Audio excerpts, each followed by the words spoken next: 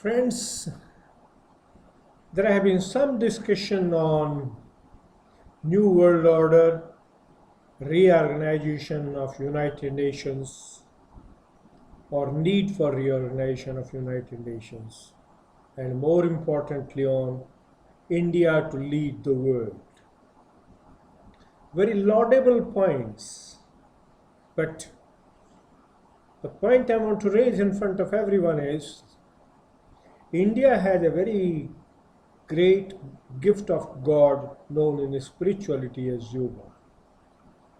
Yoga is recognized world over as the International Yoga or Yoga Day, thanks to current Prime Minister Modi ji.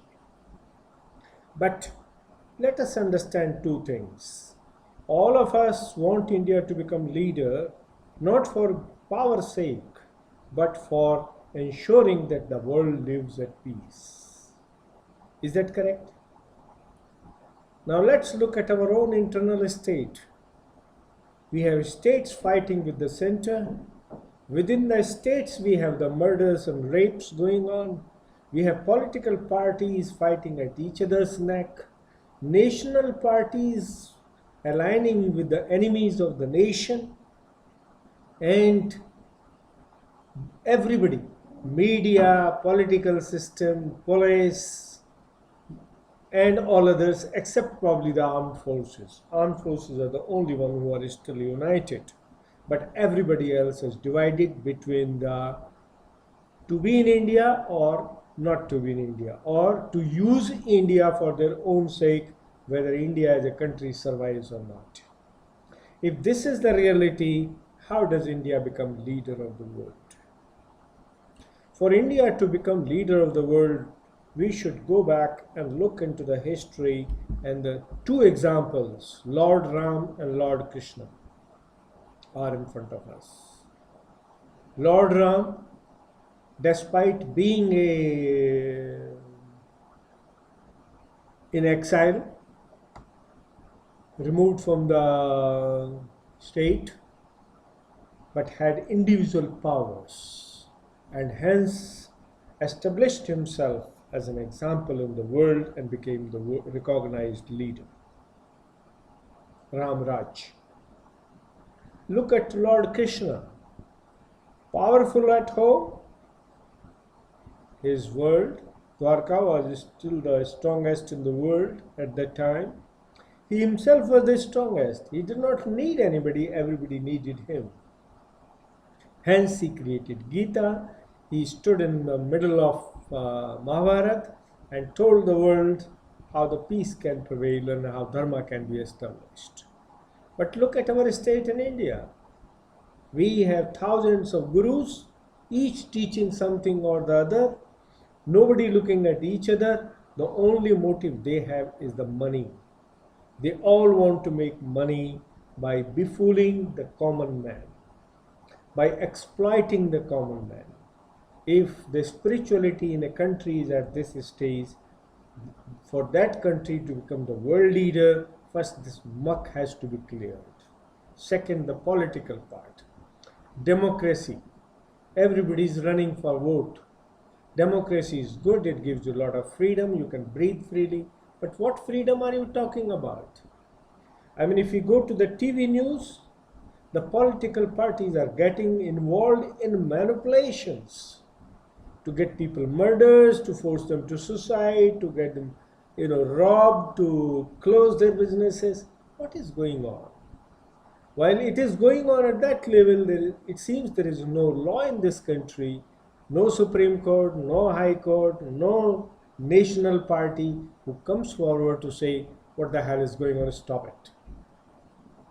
So question which comes is, if India wants to become leader or if we want to lead the world as gurus, we should establish ourselves as respected ones in the system. It is not true today. India has lots to do. Of course, like Plato's good old saint king, the Modi ji is doing well. Luckily, he has no attachment to the worldly weaknesses, and hence he is able to stand on his feet and show to the world that he is a leader. But otherwise, everywhere, including the BJP and the Congress, of course, is known to everybody, and all others are far too known. Democracy is only being exploited. Spirituality is only being misused for marketing, for selling goods. Take example of a very great national saint called No Names, right? Selling material under the garb of the yoga and spirituality. Sure, money is needed, no doubt about it. Probably, but they also should remember that the Tirupati is probably the world's richest religious place. So it is not that the religion doesn't get money, but misuse or misappropriation are the ones which are causing trouble. Therefore, before India can become leader, we need to become strong. Only strong are respected. Earlier, it was the power of sword, then the power of gun, then the power of money, and now it is going the power of spirit. But my request to everyone is, please first understand what is a spirit, what is soul. Unless you know yourself, unless you know thyself, unless you know the meaning of self-realization, to talk of spirituality will be a meaningless subject. Therefore, my request to everyone, for those who want to make India a world leader, those who wish United Nations to change for a better, to develop a spiritual strength of India in a true spiritual way. In a true spiritual way.